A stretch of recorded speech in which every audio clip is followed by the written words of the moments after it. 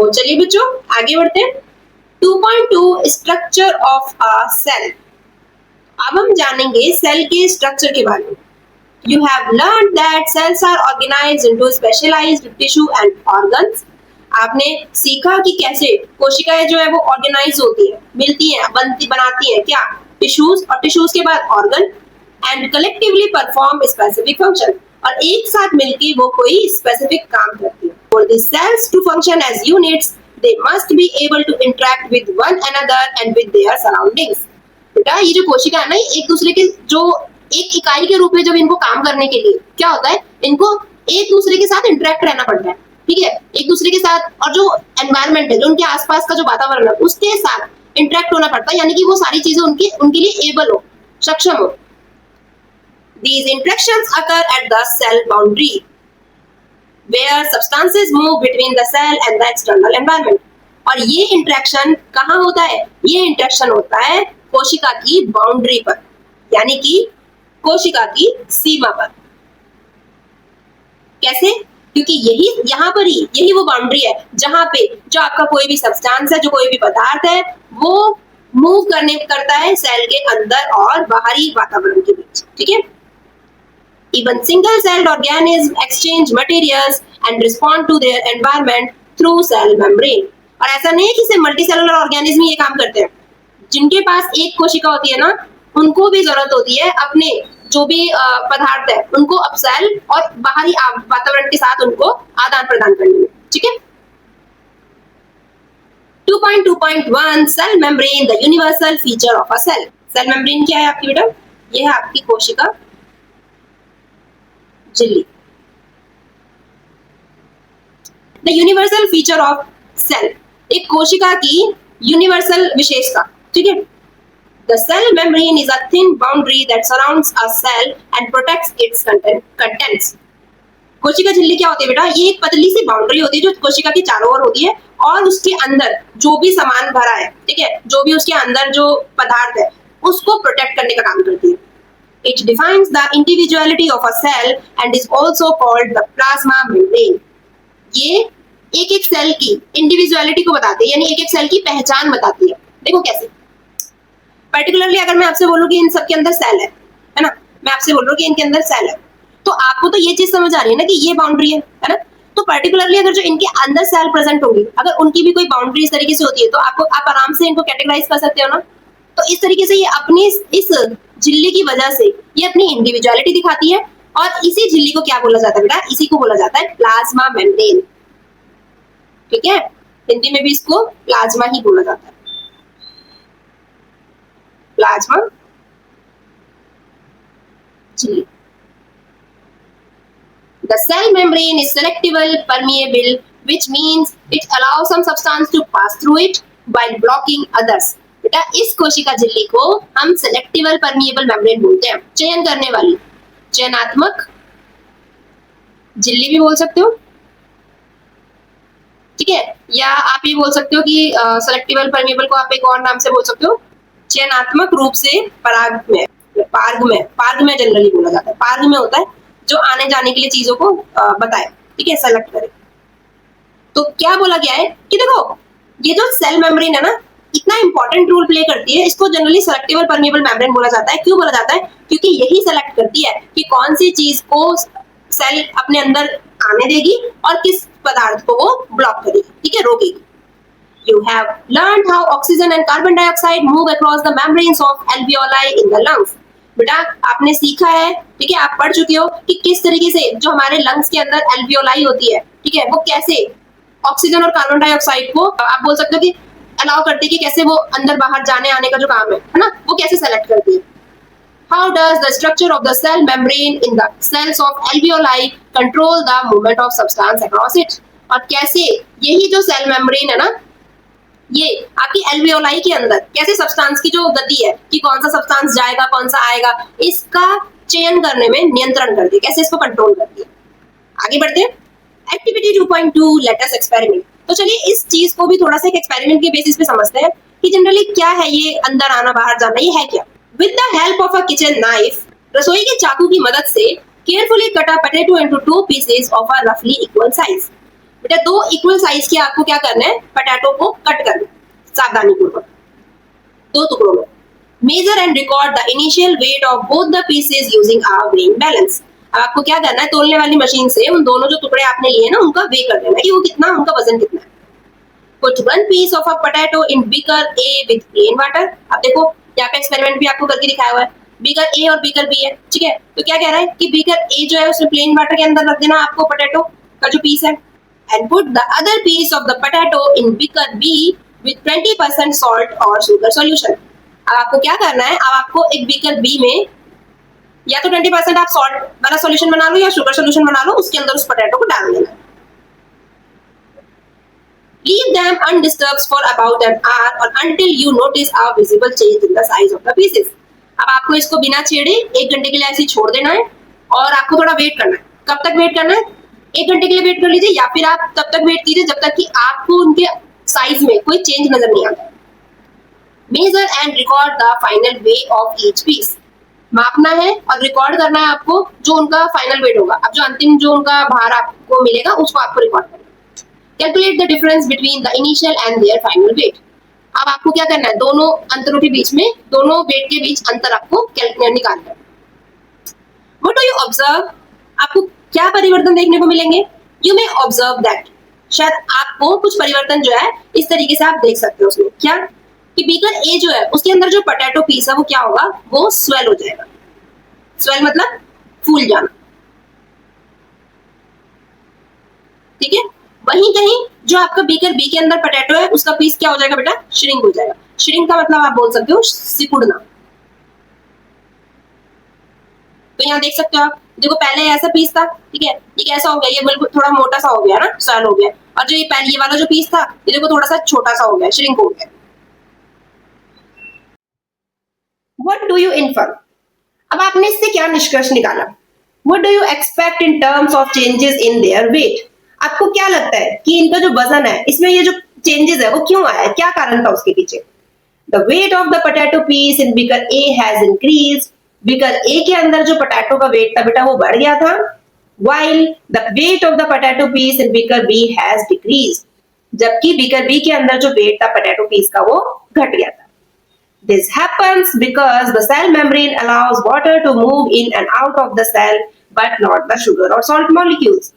अभी हम लोग ऊपर पढ़कर आए, ठीक है, आगे जाएंगे हम लोग, जैसे जैसे चैप्टर में बढ़ते जाएंगे वहां पर भी हम लोग देखेंगे कि जो सेल मेम्ब्रेन होती है, जो प्लाज्मा झिल्ली होती है, वो क्या है बेटा, वो एक सेलेक्टेबल परमिएबल मेम्ब्रेन है जो ये डिसाइड करती है, जो देखती है कि कौन सी चीज अंदर आएगी, कौन सी चीज बाहर जाएगी। तो पोटैटो के केस में जो आपका प्लेन वाटर था उसको तो, उसके मॉलिक्यूल्स को तो आपके जो सेल वॉल थी उसने अलाउ किया इन और आउट के लिए सेल के अंदर, जबकि शुगर और सॉल्ट मॉलिक्यूल्स को अलाउ नहीं किया। Water moves from an area with more water and less solute। पानी का मूवमेंट या वाटर मॉलिक्यूल्स का जो मूवमेंट होता है एक ऐसी जगह से जहां पर पानी ज्यादा होता है और सोल्यूट कम होता है, to an area with less water and more solute, उस जगह पर जहां पर पानी कम होता है और सोल्यूट ज्यादा होता है, until the concentration in the two areas become equal। कब तक ये मूवमेंट होगा, जब तक कि दोनों एरिया में जो कंसंट्रेशन है वो इक्वल ना हो जाए। This movement of water through a selectable permeable membrane is called osmosis. ये पानी का मूवमेंट जो सेलेक्टिबल परमिएबल मेम्ब्रेन के थ्रू होता है दोनों और कंसंट्रेशन को इक्वल करने के लिए, इसे कहा जाता है बेटा ऑस्मोसिस। अब जरा यहाँ पर दो चीज ध्यान से समझना। सबसे पहले बहुत से बच्चों के दिमाग में आएगा कि मैम ये सॉल्यूट क्या है और आपने ये क्यों छोड़ा डाइल्यूट सॉल्यूशन और कंसंट्रेटेड सॉल्यूशन, है ना। अब जरा मैं यहाँ पे कुछ कॉन्सेप्ट समझा रही हूँ, जरा ध्यान से देखेंगे। अगर मैं आपसे बोलती हूँ कि मेरे को एक सॉल्ट सॉल्यूशन तैयार करके दो, आप ऐड करोगे सॉल्ट और वाटर। मुझे बताओ कि दोनों चीजें आप इक्वल क्वांटिटी में डिसॉल्व करोगे? नहीं। जो आप कम अमाउंट में लेते हो, ठीक है, कम क्वांटिटी में लेते हो, जिसका सोल्यूशन आपको बनाना है, वो क्या कहलाता है बेटा आपका, वो कहलाता है आपका सॉल्यूट। Is it okay? और जो ज्यादा अमाउंट में होगा वो कहलाएगा आपका सॉल्वेंट। अभी मैं आप लोगों को सिर्फ थोड़ा सा क्लैरिफाई करने के लिए बता रही हूँ, जैसे हम लोग केमिस्ट्री के चैप्टर में पढ़ेंगे तो मैं आपको इसको और अच्छे से समझाऊंगी। Is it okay? अब यहाँ पे दो केस दिए, देखो, एक यहाँ पर बोला गया डाइल्यूट सोल्यूशन और एक यहाँ पे बोला गया बेटा कंसंट्रेटेड सॉल्यूशन। कुछ आपके जो आप बोल सकते हो कि सब्सटेंस जो होते हैं ना बेटा, वो बहुत ज्यादा हार्मफुल होते हैं आप लोगों के लिए, ठीक है। इवन दो इतना कि वो अगर आपकी स्किन के ऊपर गिर जाए ना, तो वो आपकी स्किन को जला भी सकते हैं। तो आप क्या बोलेंगे कि मैम ऐसे सॉल्यूशन जिसके अंदर पानी की क्वांटिटी ज्यादा कर देते हैं, ठीक है, मोर वाटर कर देते हैं और लेस सोल्यूट कर देते हैं, यानी जो भी पर्टिकुलर हम लोग जिस भी सब्सटेंस का हम सोल्यूशन बना रहे हैं, जब हम पानी की क्वांटिटी ज्यादा कर देते हैं और सोल्यूट की क्वांटिटी लेस कर देते हैं, उस तरीके का बना हुआ जो सोल्यूशन होता है बेटा आपका, वो होता है dilute solution. Is it okay? और जिसके अंदर आपकी पानी की कंसेंट्रेशन लेस होती है और आपका सोल्यूट की कंसंट्रेशन ज्यादा होती है, वो क्या कहलाता है बेटा आपका कंसंट्रेटेड सॉल्यूशन। आशा करती हूँ कि यहाँ तक आप सभी बच्चों को समझ आया होगा। You have learned in activity 7.8 dye spreading in water and 7.9 fragrance spreading in air in grade 8। आप लोगों ने कक्षा 8 के अंदर देखा और सीखा एक्टिविटी 7.8 में कि कैसे पानी के अंदर जो डाई है, ठीक है, वो फैलती है, और 7.9 में आपने देखा कि किस तरीके से जो फ्रेग्रेंस है, जो खुशबू है, वो हवा के अंदर फैलती है। That particles of matter intermix due to difference in their concentrations called a concentration gradient। और इसी वजह से बेटा जो पार्टिकल्स है वो एक दूसरे के साथ क्या होते हैं, इंटरमिक्स होते हैं। क्यों? जो कंसंट्रेशन है ना वो अलग अलग है, चेंज है, डिफरेंस है, कहीं ज्यादा है कहीं कम है। इसी को क्या कहा जाता है बेटा? इसी को कहा जाता है concentration gradient. Is it okay? अब बात करते हैं डिफ्यूजन की। Diffusion is the net movement of particles from a higher to a lower concentration which occurs even without a membrane। अब डिफ्यूजन क्या है बेटा? डिफ्यूजन वही प्रोसेस है जिसके अंदर पार्टिकल जो है वो हायर कंसंट्रेशन से लोअर कंसंट्रेशन मूव तो करते हैं, लेकिन ये कैसे कर सकते हैं? ये बिना किसी मेम्ब्रेन के भी कर सकते हैं। Osmosis is the diffusion of water across a selectable permeable membrane. देखो क्या कहा गया है, कहा गया है कि जो ऑस्मोसिस है ना वो एक तरीके का डिफ्यूजन है। क्यों? आप डिफ्यूजन को ऑस्मोसिस नहीं कह सकते। क्यों? क्योंकि ऑस्मोसिस के अंदर क्या चाहिए आपको बेटा? Selectable permeable membrane. लेकिन आपको डिफ्यूजन के अंदर मेम्ब्रेन की नीड नहीं होती है, तो आप ऑस्मोसिस को एक तरीके का डिफ्यूजन कह सकते हो, ठीक है, जो पानी को क्या करता है, सेलेक्टेबल परमिएबल मेम्ब्रेन के अक्रॉस मूवमेंट में हेल्प कराता है। इन प्लांट्स, पेड़ पौधों के अंदर, water from the soil enters root cell by this process of osmosis. पानी जो है बेटा आपका वो मट्टी से, ठीक है, जो रूट्स की जो सेल होती है ना, आपको पता है ना, रूट्स एब्जॉर्ब करती है किसकी हेल्प से? रूट सेल की हेल्प से। तो वो पानी जो एब्जॉर्ब कर रही है वो किस प्रोसेस के थ्रू हो रहा है? वो भी आपका ऑस्मोसिस के थ्रू है। Is it okay students? तो देखो डिफ्यूजन मैंने आपको क्या बताया बेटा कि वो प्रोसेस जिसके अंदर पार्टिकल्स का मूवमेंट होता है हायर कंसंट्रेशन से लोअर कंसंट्रेशन तक, उस प्रोसेस को क्या बोला जाता है? डिफ्यूजन। यहाँ पे मैंने मार्क भी किया है पार्टिकल्स का, ठीक है। लेकिन ऑस्मोसिस के अंदर क्या होगा बेटा? वाटर पार्टिकल्स का मूवमेंट होगा हायर कंसंट्रेशन से लोअर कंसंट्रेशन तक। ये बेसिक डिफरेंस है डिफ्यूजन और ऑस्मोसिस के बीच में, ठीक है।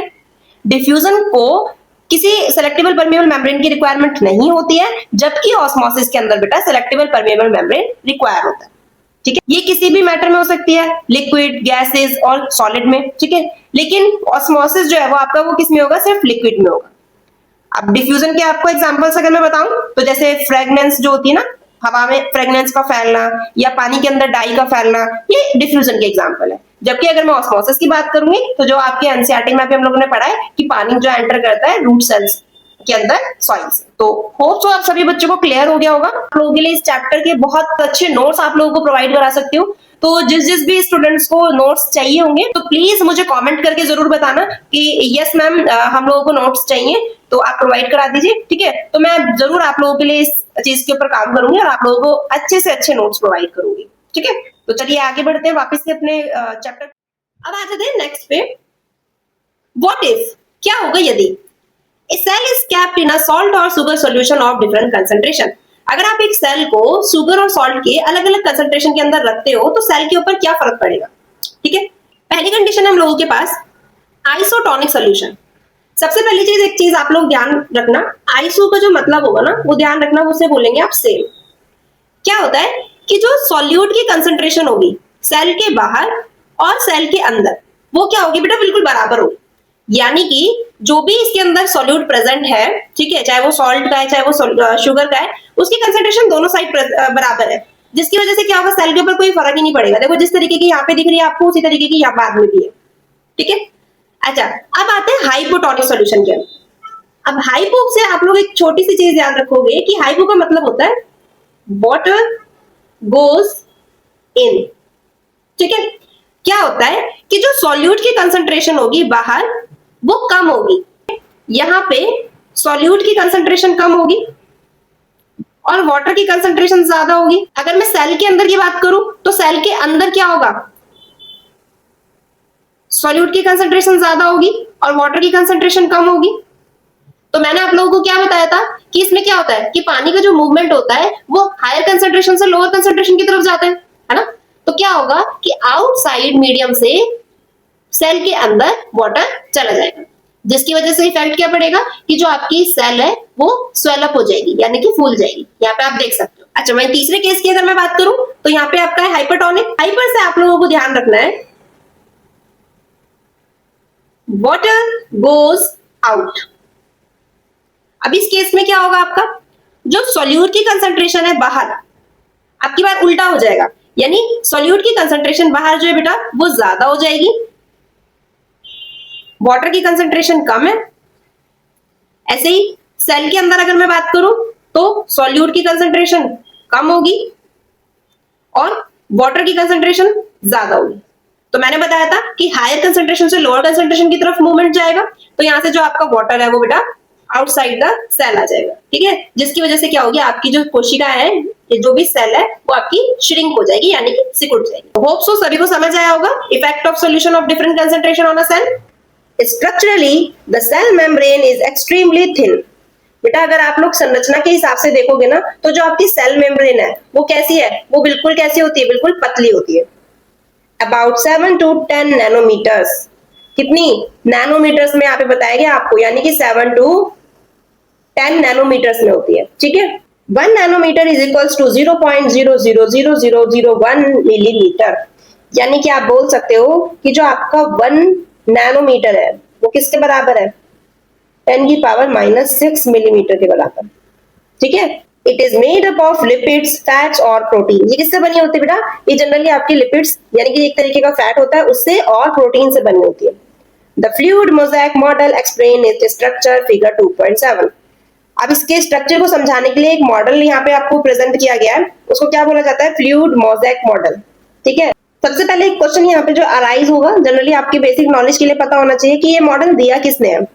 तो बेटा सिंगर और निकोलसन नाम के दो वैज्ञानिक थे जिन्होंने 1972 के अंदर ये मॉडल जो है आपका दिया था। ठीक है, the membrane has a lipid bilayer, two layer of special fat molecules with water attracting head outwards and water repelling tails inward with protein embedded in them. देखो बेटा इसमें है क्या, इसमें जनरली दोनों तरफ जो है ना आपकी ये आपकी लिपिड की लेयर है। ठीक है, और इसके अंदर जो आपके फैट के मॉलिक्यूल है वो किस तरीके से है, वो इस तरीके से अरेंज है कि जो उनका बाहर की तरफ है वो कौन सा वाला पार्ट है, ये बाहर की तरफ जो है वो आपका वाटर अट्रैक्टिंग पार्ट है जिसे हाइड्रोफिलिक बोलते हैं।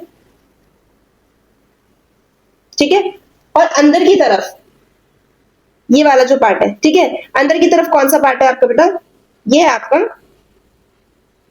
हाइड्रोफोबिक, जिसे आप वाटर रिपेलिंग बोलते हैं। ठीक है, और इन पे क्या एम्बेडेड रहते हैं, इनके ऊपर प्रोटीन्स एम्बेडेड रहते हैं। ये देखो आप देख सकते हो, ये various types of protein. The molecules can move sideway, flips and rotate within the membrane, hence it is fluid. अब इसको फ्लूइड क्यों बोला गया, इसको तरल क्यों बोला गया है, इसीलिए बोला गया क्योंकि इसके अंदर जो मॉलिक्यूल्स है ना वो आपके क्या करते हैं, वो साइडवे इधर उधर अगल बगल खिसकते हैं। ठीक है, फ्लिप करते हैं, पलट जाते हैं या फिर रोटेट भी करते हैं इसी मेम्ब्रेन के अंदर। ठीक है, proteins in the membrane act like gatekeepers in helping substances pass through. और ये जो प्रोटीन है ना ये क्या करते हैं, ये एक तरीके से गेटकीपर की तरह हेल्प करते हैं। देखो आपके कई तरीके के प्रोटीन है, ये देखो यहाँ पे आपका जो ये वाला प्रोटीन है, ठीक है, ये किसकी तरह काम कर रहे हैं, गेटकीपर की तरह काम करते हैं जो हेल्प करते हैं सब्सटेंस को पास आउट होने में। Since the molecules are arranged like tile in a mosaic, it is called the mosaic model. क्या कह रहा है बेटा कि क्योंकि जो ये आपके है ना टाइल्स की तरह लगी हुई है, एक दूसरे के साथ टाइल्स की तरह अरेंज है, इसीलिए हम इनको क्या बोलते हैं बेटा, इसीलिए इनको हम लोग बोलते हैं mosaic models. All living cells communicate with their surroundings and their neighboring cells through the cell membrane. जितनी भी लिविंग कोशिकाएं हैं वो सब एक दूसरे के साथ क्या करती हैं, कम्युनिकेट करती हैं अपनी नेबरिंग सेल से, ठीक है, किसकी मदद से, इसी कोशिका झिल्ली की मदद से। हाउएवर, इसीलिए सेल ऑफ प्लांट की जो है आपकी सेल जनरली कोशिका, fungi and bacteria have an additional layer around the cell membrane called the cell wall.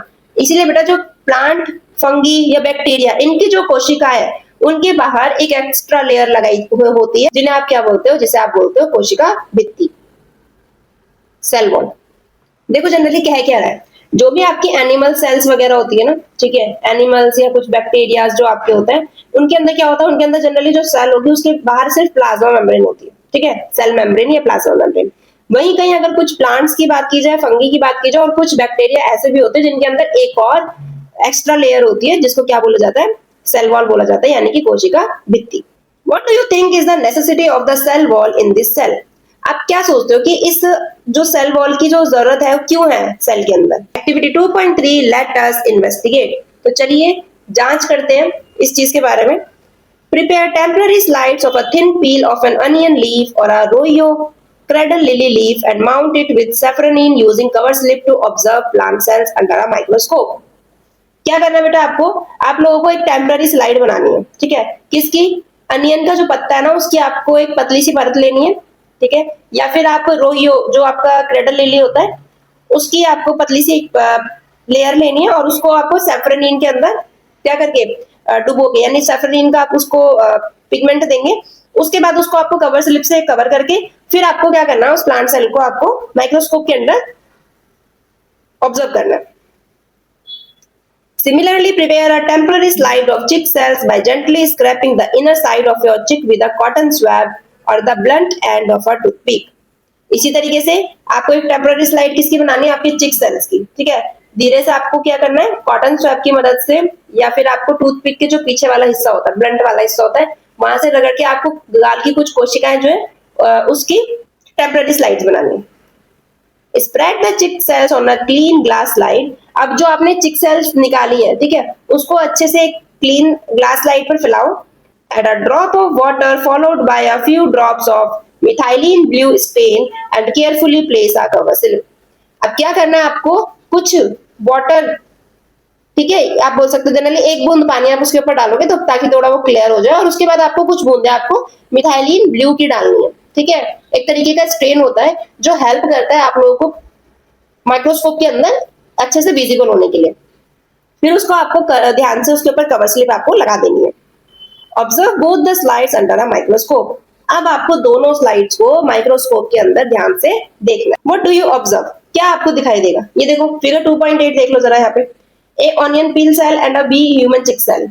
ये रही आपकी अनियन सेल जो आपको इस तरीके से दिखेगी और जो चिक सेल है वो आपको इस तरीके से दिखेगी। अनियन पील सेल या rhoeo leaf peel cell are box shaped and regularly arranged where cheek cell are irregularly arranged. Why do you think this difference exist? अगर आप ध्यान से देखोगे तो जो अनियन है, ठीक है, या फिर जो प्लांट जो दूसरा उसने बोला उसकी आप लीफ देखोगे तो बेटा देखो इसमें ना प्रॉपर तरीके से अरेंज है ना, रेगुलर तरीके से अरेंज है, एक यहाँ पे एक यहाँ पे यहाँ पे यहाँ पे, एक तरीके से प्रॉपर रेगुलर एक पैटर्न बना लिया। जबकि हम चिक सेल की बात करेंगे तो यहाँ पे कुछ भी रेगुलर अरेंज नहीं है, सब इरेगुलर है ना। आपको क्या लगता है कि ये डिफरेंसेस किसकी वजह से हो सकते हैं? Prepare 2 slides of rhoeo leaf peel and human cheek cells again. अब आपको वापस से 2 स्लाइड बनानी है, आपको एक तो रोयो की पत्ती लेके, ठीक है, और एक आपको किसकी, ह्यूमन चिक सेल की, and put 20% sugar solution on them. अब आपको क्या करना है, अब आपको 20% जो है चीनी का जो सॉल्यूशन है वो आपको उसके ऊपर डाल देना। Observe them under a microscope after half an hour. अब आधे घंटे बाद आपको उसको माइक्रोस्कोप के अंदर देखना है। व्हाट डू यू ऑब्जर्व, क्या दिखेगा? You must have observed that the boundaries of the plant cell remain the same, but their inner content shrinks and the space between the inner and outer boundaries increases. देखो बेटा, ये देखो क्या कह रहा है कि आप ऑब्जर्व करोगे कि जो बाउंड्रीज है वो तो सेम रहेगी प्लांट्स के अंदर दोनों कंडीशन में, लेकिन जो अंदर का कंटेंट होगा वो थोड़ा सा श्रिंक हो जाएगा, सिकुड़ जाएगा, जिसकी वजह से बाउंड्रीज के बीच में और जो स्पेस है उनके बीच में क्या हो जाएगा, जो स्पेस है वो बढ़ जाएगा, जगह जो है वो बढ़ जाएगी। अब जरा ध्यान से देखो, ये देखो इस तरीके से कितना कितना अच्छे से ये अरेंज है ना, ये देखो कितना अच्छे से अरेंज है। लेकिन सेकंड वाले में जिसमें हमने क्या किया, जिसमें हमने 20% शुगर सॉल्यूशन डाला है, उसके अंदर देखो अगर आप ध्यान से देखोगे तो देखो ये जो ये वाला पोर्शन कितना अच्छे से पूरा एकदम बड़ा सा है।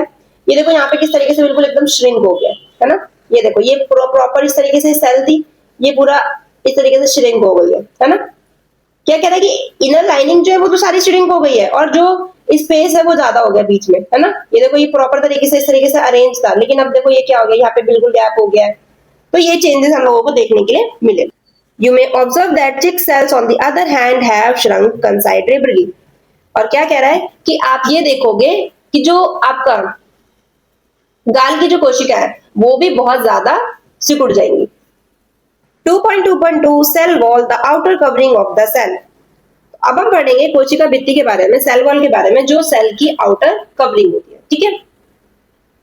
In general, plants cannot move from one place to another, या place to place, so they need a rigid structure to withstand environmental stresses like wind and rain.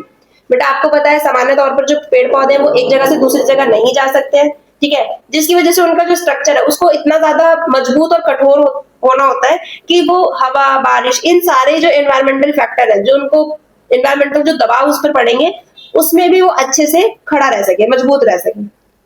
Therefore, plant cells have an additional covering outside the cell membrane called a cell wall. इसीलिए जो plant की कोशिकाएं होती है उसके ऊपर एक extra covering होती है जिसे क्या बोला जाता है, जिन्हें बोला जाता है कोशिका भित्ति। The cell wall also helps leaves and flowers remain firm and maintain their shapes and helps plants stay upright. यही जो कोशिका भित्ति है ना, एक तो ये फूलों को फर्म बनाती है, दृढ़ बनाती है, ठीक है, और साथ ही साथ उनकी जो शेप है उसको मेंटेन करने में हेल्प करती है, जिससे कि जो प्लांट है वो सही तौर पर सीधी तरीके से खड़ा रहे। Although rigid, the cell wall is permeable, which means water and some dissolved minerals can pass through it. कह रहे कि जबकि वो क्या कह सकते हैं, आप कह सकते हो कि वो कठोर है, ठीक है, इसके बावजूद भी जो ये कैसे होते हैं, ये परमेबल होती है। परमेबल का मतलब अभी मैंने बताया था आप लोगों को, पराग में होती है, ठीक है। ये अलाउ करती है जो मिनरल्स उसके अंदर डिसॉल्व है या जो पानी है उनको उसके अंदर से उस सेल वॉल से पास आउट होने में हेल्प करती है। Along with the selectively permeability of the cell membrane, the permeability of the cell wall helps plant roots absorb water and nutrients from the soil.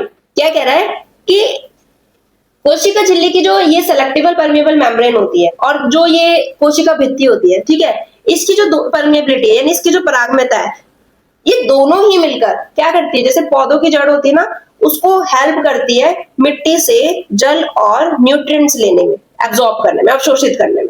When we place a royo leaf or an onion peel in a concentrated sugar solution, the plant cell lose water due to osmosis. क्या कह रहा है कि जब हम लोग रोयो के leaf को या अनियन पील को शुगर सॉल्यूशन के अंदर रखते हैं तो वहां पर क्या होता है, जो प्लांट है वो पानी लूज कर देता है। क्यों लूज कर देता है, मैंने बताया था कि सेल के अंदर पानी की कंसंट्रेशन ज्यादा है, शुगर सॉल्यूशन में पानी की कंसंट्रेशन कम है, ठीक है, जिसकी वजह से वो क्या करेगा, वो हायर कंसंट्रेशन से लोअर कंसंट्रेशन की तरफ मूव करता है और क्या करेगा, प्लांट सेल जो है वो बेटा आपका पानी लूज कर देगा। However, the cells do not shrink in size because their rigid cell wall maintains their shape. ऐसा नहीं है कि अगर मतलब एक तरीके से आप बोलोगे पानी लूज हो गया तो एकदम से जो सेल है वो सिकुड़ जाएगी, नहीं, सेल सिकुड़ेगी नहीं। क्यों? क्योंकि जो ये जो कठोर सेल वॉल उसके अराउंड होती है ना, ये उसकी शेप को मेंटेन रखने में हेल्प करती है। The inner content of the cell shrinks as the cell membrane pulls away from the cell wall. जो अंदर का कंटेंट होता है, ठीक है, जो सेल के अंदर जो आप बोल सकते हो कि जो भी अंदर जो उसके प्रेजेंट होता है, ठीक है, वो अंदर का जो पदार्थ है वो सिकुड़ जाता है और वो कोशिका झिल्ली से अलग होकर अंदर की ओर खिंच जाता है, बाहर कुछ नहीं आएगा, ठीक है, लेकिन श्रिंक होकर उसी कोशिका भित्ति से अंदर की ओर थोड़ा श्रिंक हो जाएगा। This shows that the cell wall helps plant cells remain firm in their original shape. और यही आपको दिखाता है कि किस तरीके से जो कोशिका की भित्ति है उसको कठोर रहने में और अपना जो आकार है उसको बनाए रखने में हेल्प करती है। Animal cells such as cheek cells do not have a cell wall. Animal cell के अंदर क्या था, उसके अंदर कोई सेल वॉल नहीं होती है, ठीक है, इसीलिए when placed in a concentration sugar solution, जब उसको concentrated sugar solution में रखा जाता है, they lose water and shrink. तो वो क्या करता है, वो पानी छोड़ देता है और जिसकी वजह से वो सिकुड़ जाता है। तो आपको दोनों में डिफरेंस समझ आया होगा। बहुत बड़ा बेसिक डिफरेंस यहाँ पर क्या है कि सेल वॉल जो है वो ऑस्मोसिस होने के बावजूद भी प्लांट के अंदर उसकी शेप को, उस सेल की शेप को मेंटेन रखने में हेल्प करती है, जबकि एनिमल्स के अंदर जो है सेल वॉल प्रेजेंट नहीं होती है। तो जिसकी वजह से ह्यूमन के अंदर जो सेल के अंदर जो कंटेंट है, ये जो वाटर है, जब वो श्रिंक लूज करता है वाटर, उसके बाद जो सेल होती है वो जनरली क्या हो जाती है, वो श्रिंक हो जाती है। Without a rigid cell wall animal cells can change shape easily. Animal की जो सेल है वो क्या कर सकते हैं, वो अपनी जो शेप है, आकार है, उनको बदल सकते हैं। क्यों? क्योंकि उनके पास कोई कठोर सेल वॉल, कोशिका भित्ति नहीं होती है। This cellular flexibility supports the overall movement and functioning of animal tissues. और इसी फ्लेक्सिबिलिटी की वजह से कई तरीके के फंक्शंस और मूवमेंट जो है एनिमल टिश्यूज के अंदर होती है। The plant cell wall is primarily made of cellulose. जो कोशिका भित्ति होती है ये किससे बनी होती है? ये मुख्यतः सेल्यूलोज से बनी होती है, ठीक है। और सेल्यूलोज है क्या? ये एक तरीके का बेटा कार्बोहाइड्रेट है, formed by many glucose units linked together. कई सारे ग्लूकोज के जो अणु होते हैं जब वो आपस में एक दूसरे के साथ जुड़े होते हैं, उससे आपका बनता है कार्बोहाइड्रेट। तो cellulose in our diet, cellulose जो है हमारी डाइट के अंदर किसकी तरह काम करता है? रफेज की तरह काम करता है, हेल्पिंग इन डाइजेशन, और पाचन में मदद करता है। सम माइक्रो ऑर्गेनिज्म, कुछ सूक्ष्म जीव जैसे कि फंगी और bacteria also have a cell wall, उनके पास भी कोशिका भित्ति होती है to provide protection and structural support to their cell. अपनी सेल को एक तो प्रोटेक्शन देते हैं और साथ ही साथ स्ट्रक्चरल सपोर्ट देते हैं, ठीक है। इसीलिए कुछ बैक्टीरियाज में और कुछ फंगी वगैरह जो होते हैं, माइक्रो ऑर्गेनिज्म होते हैं, इनके अंदर भी बेटा सेल वॉल पाई जाती है। यहाँ पे है पॉज एंड पॉन्डर, रुको और कुछ विचार करते हैं। फिर से क्या है विचार देखते हैं। What argument would you give for the necessity of a cell wall in plants usually fixed in one place versus in animals usually moving from one place to another या other? आपका इसमें क्या पॉइंट ऑफ व्यू है कि आप बोल रहे हो कि जो पौधे हैं वो एक ही स्थान पर रहते हैं, ठीक है, फिर भी उनको सेल वॉल की जरूरत होती है, लेकिन जो एनिमल्स है वो एक जगह से दूसरी जगह मूव करते रहते हैं, लेकिन उनके अंदर जो है सेल वॉल की जरूरत नहीं होती। तो आपके अकॉर्डिंग इसका क्या, आप इसमें तर्क देंगे, आपका क्या पक्ष है? सेकंड देखते हैं। What consequences would you predict for a plant cell if its cell wall were to become as flexible as a cell membrane? कह रहे कि यदि किसी पौधे की जो कोशिका है, ठीक है, उस कोशिका भित्ति जो उसकी सेल वॉल है, जो कोशिका भित्ति है, वो उतनी ही लचीली हो जाए जितनी कि आपकी कोशिका झिल्ली होती है, तो क्या रिजल्ट आएगा? Third, why it is important to cut the two potato peas in roughly equal size and measure their initial weight before placing them in different liquids? ये क्यों जरूरी था कि जो हमने पोटैटो वाला एक्सपेरिमेंट किया था उसमें हमने दो इक्वल साइज के पोटैटो ही क्यों लिए थे, और उनका वेट, उनका जो वजन था वो पहले मापना क्यों जरूरी था एक्सपेरिमेंट करने से पहले? तो इन पे थोड़ा सा दिमाग लगाइए। जैसे जैसे हम चैप्टर में लास्ट में बढ़ते जाएंगे, जैसे हमारा चैप्टर खत्म होगा तो मैं आपको इन सारे क्वेश्चंस के आंसर जरूर कराऊंगी।